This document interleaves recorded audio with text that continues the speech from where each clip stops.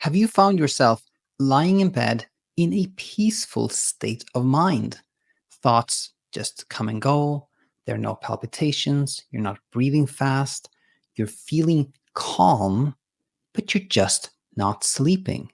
If this sounds familiar to you, then this is the very video that you are going to want to tune into. We're going to cover why you may not be as calm as you believe you are.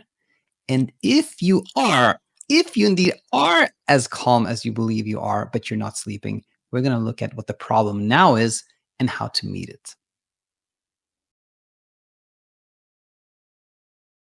Hi there, and welcome to this episode of Insomnia Insight.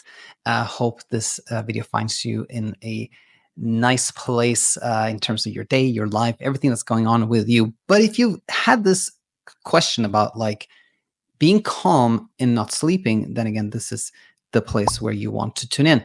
And the reason we're doing this video now is actually that not long ago, I believe it was 2 or 3 weeks ago, somebody posted this question in the comments, or more of a statement saying like, "Hey Daniel, I'm literally calm as a cucumber, but I'm just not sleeping." So I wanted to reply to that because it's not the first time this exact statement has come up. Now, not wearing my glasses today because there's this like reflection from the light, so I might be squinting a little bit here and there, just in case you wonder why I'm doing that. But anyways, today we are going to break this class up into two parts. We're going to look at the 2 reasons why you may be calm but not sleeping. And number 2, the second section is going to be like what to do if neither of these explanations sound true to you. So let's start with section number 1, the 2 reasons why. Now, our state of mind may be a bit deceptive, meaning we can feel as we are, or we can perceive our state of mind as being calm as a cucumber when we are simply not aware of some silent hyperarousal, some kind of sneaky ninja style hyperarousal in the background. And for those of you who have never heard the word hyperarousal, what does that mean? That just means a heightened state of alertness, something that we experience when our body is prepared for something upcoming. It can be excitement, like a kid before Christmas. They're hyperaroused because they're excited about what's going to come next. Or somebody who's been worried about their sleep is anxious. They're like, oh my gosh, how am I going to sleep tonight? They're also in a heightened state of alertness because they're kind of preparing to meet what they perceived as a threat, right? So hyperarousal just means a heightened level of alertness. And sometimes it's very obvious to us that we are hyperaroused. Our heart is pounding. We're panicky. We're sweating. We have like butterfly feelings in our stomach, tinglings, and things of that nature. And we realize that we are very, very anxious. We are very hyperaroused.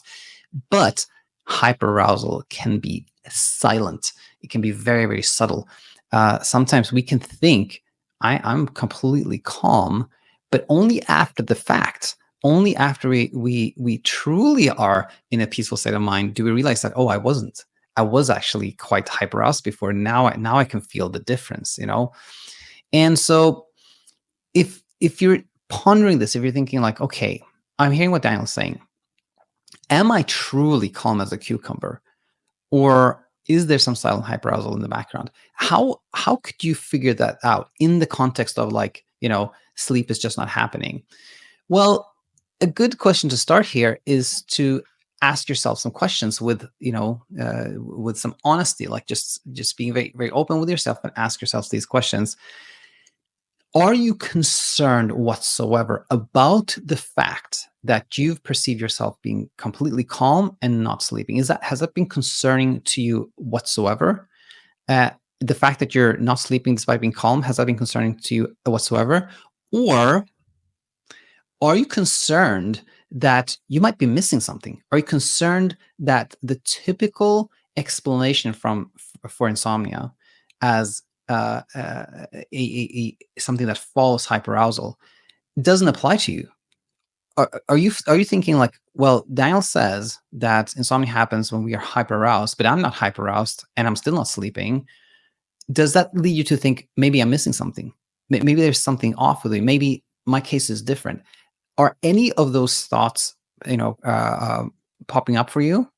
If so, I would say those are evidence that there is actually some concern there. There is a concern that you're awake despite being calm. There is a concern that your case may be different, that you're missing something. And that concern can create this hyperarousal that we may not be aware of, that may not be obvious to you, but that still explains why we are finding ourselves awake at night. Now, the second explanation here is similar, but not exactly the same thing. And here we're going to look at wandering, because hyperarousal, which is again this state of heightened alertness or vigilance, does not always come from a place where we're anxious. In the insomnia realm, in hyperarousal almost always is coming from fear and anxiety. But hyperarousal, as we mentioned before, has other sources. For example, anger. If you're really angry, that can make us hyperaroused as well. And so can we feel hyperaroused in a state when we are curious, or we're wondering, we're thinking about something. Could this be the case? Would that be the case? We're kind of in this like exploratory mindset, if you will. And we call the following experience the Wonderwall experience. When somebody says, hey, I'm not anxious, but I'm wondering why I'm not sleeping more. This is the Wonderwall experience, because what we see here happening is that hyperarousal that can keep us awake is no longer coming from anxiety, but comes now from wondering, from pondering, from thinking about the why. So we can be not anxious, but still have hyperarousal coming from just us asking these questions like, okay, I'm much calmer now. I'm not worried about being awake at night anymore. I wonder how I'm going to sleep tonight. That wondering can lead to hyperarousal that keeps us awake. And when it feels like we kind of hit a wall, we're like, I'm not anxious anymore, but I'm not sleeping more. This phenomenon we call the Wonderwall, and the Wonderwall, quote unquote, comes down when we know this, because then there's nothing to wonder about. Then we might still find ourselves awake, but we're like, oh, that's just because I've been curious and I'm wondering. Okay, and then just like that, the Wonderwall comes down because we're not wondering anymore. So when we are, so we can be calm, as in not worried, but not necessarily calm as is in peace of mind. So we can find ourselves again at night being calm in a sense that we're not anxious or worried, but true calm, if you will, complete calm would be kind of like peace of mind, where we are also not wondering, not curious, etc., etc. So just a little comment there. Now, as you're tuning into this, you might find yourself saying like, I get it. I think I am a little bit worried, if I'm completely honest, or I have been wondering. Okay, that explains it. Now I know why I've been awake at night. But you might also find yourself saying like, I don't think this is true. I'm not worried, and I'm not curious. So what do I do now? This doesn't apply to me. So again, you're not concerned about your health. You're not concerned about your sleep, and you're not curious about your sleep either. In this case, we have a time management problem. We now find ourselves in a place where we're calm, we're not concerned, we're not worried at all, we're just awake. So what is the problem then? Well, the problem then is, what do we do with this time? What do we do when we're awake at night, when we, otherwise would have been sleeping, right? So my point here is that if we're saying kind of no to both of the scenarios presented, then the problem now is a time management problem. Now, we know that everything is fine. We just happen to be awake more than before, or more than other people, and we now have more time on our hands. So again, we see no concern about our health, and we're not wondering why this is happening. We're just like, okay, this is happening. Then we have kind of a time management problem, and we're going to see how to meet that in a second, of course. But if somebody asks me, so Daniel, like, in your honest opinion, like, what's going on? What's going on here when somebody is like saying, I'm calm as a cucumber and I'm not sleeping? I would say this, and I made a little summary here. I believe that anyone who's asking this question, or just making the statement, anyone who's just presenting the statement, like, I'm calm as a cucumber, but I'm just not sleeping, you wouldn't share that unless you wanted some input you were a little bit curious or a little bit concerned about that. So to me, the two scenarios we present here truly explain everything. And I believe as humans, we have a survival brain. It always wants us safe, always wants us to survive, right? So it's designed to look for things that we may be missing, a threat that may not be obvious, right?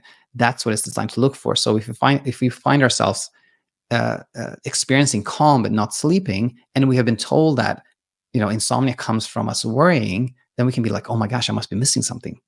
And so that I think this can explain a lot. But I added this. But let's say I'm wrong. I'm wrong. Someone who tunes into this is completely worry free and completely free of curiosity. Then again, the challenge here is time management, that we just have more time on our hands. And how we want to meet this, of course, is do something that we like to do, something that brings us joy or a meaning, or it's just kind of a distraction, or like do whatever we feel like. And here's the final part here is that regardless of what I believe, when we no longer label something a problem, then we will no longer worry about it. And then we'll find peace of mind and peaceful sleep just following from that. So even if I'm wrong and you've truly been in a place where you're not worried, you're not curious, you just happen to have more time on your hands, then when you no longer look at that as a problem, but as something that you can do something nice with, then even more peace of mind and peaceful sleep will follow. We'll conclude there. Hope this made sense to you. As always, if not, let me know in the comment section. And thank you for tuning in. Bye for now. They say that the best things in life are free. And I truly hope that this free video helps you rediscover something else that is free, which is peaceful sleep. If you do find our content here helpful, then please hit the like button, hit the subscribe button, share it with people, because the more views we get, the more people we reach, the more chances of changing lives we have. The thing is, leaving insomnia for good is actually so simple. You can and will rediscover a beautiful life at the end of this sleepless tunnel. So yes, please share it with people, hit the subscribe button, and you will be a big part of leading the change that we so want to see in the sleep universe. Thank you.